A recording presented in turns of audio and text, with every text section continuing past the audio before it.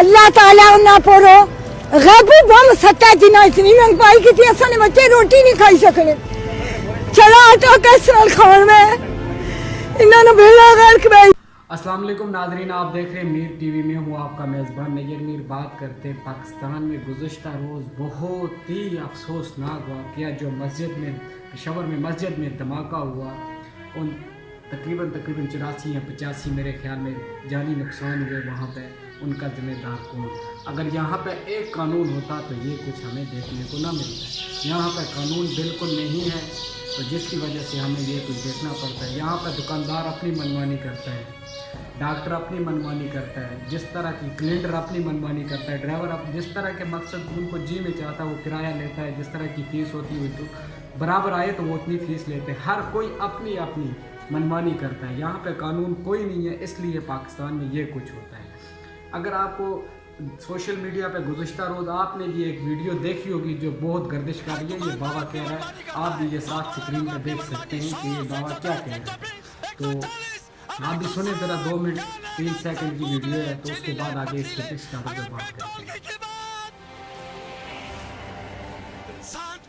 बर्बाद कर दिया पाकिस्तानी गरीब, भुगता ही तो गरीब अभी तो ले लेगा, पेट्रोल भी लेगा, घी भी लेगा, दाल भी ले लेगा। उसको तो पता ही नहीं है दाल क्या भाव है। अगर उसके तो नौकर लेके आते उनको तो पता ही नहीं है। बिजली की परेशानी तो गरीब को, अमीर को नहीं। उसके पास जनरेटर है। तो नाज़रीन, आपने ये वीडियो देखी कि ये बाबा क्या कह रहा है, किस तरह का कानून है पाकिस्तान में, जहाँ पे गरीब आवाम के साथ क्या होता है और अमीर के साथ क्या होता है। यहाँ पे सब अपनी मनमानी चलती है, इसलिए हमारे मुल्क में ये होता है।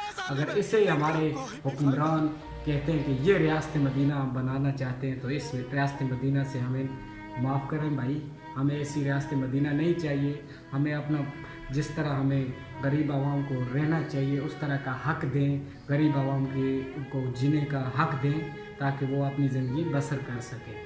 तो यहाँ पर एक आए रोज़ महंगाई बढ़ती जा रही है, कोई पूछने वाला है नहीं। तो यहाँ पर गरीब आवाम ये फिर रोडों पे आते हैं। बाबा इस टाइम बेचारा क्या कह रहा है आपने खुद सुना।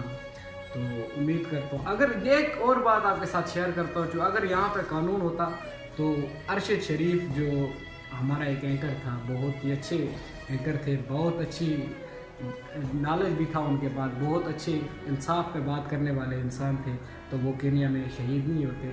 तो वो शहीद केनिया में शहीद क्या कर दिए गए क्योंकि वो सच और हक़ की बात कर रहा था, उसको इसलिए केनिया में मार दिया गया। पहले वो दुबई गया, दुबई से केनिया जाना पड़ा उसको।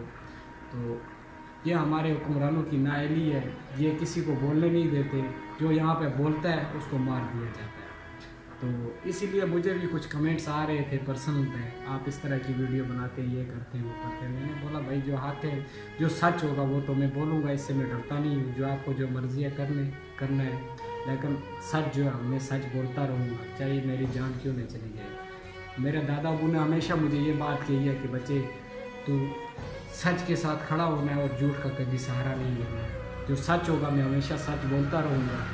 तो उम्मीद करता हूँ आज की वीडियो आपको पसंद आई होगी। अगर वीडियो पसंद आई होगी तो हमारा यूट्यूब पे चैनल ज़रूर सब्सक्राइब करें और बेल का आइकन ज़रूर दबाएँ ताकि आने वाली वीडियो आप तक पहुँच सके। और अगर फेसबुक पेज पे देख रहे हैं तो हमारा फेसबुक पेज ज़रूर फॉलो करें ताकि आने वाली ऐसी लेटेस्ट वीडियो आप तक पहुँचती रही।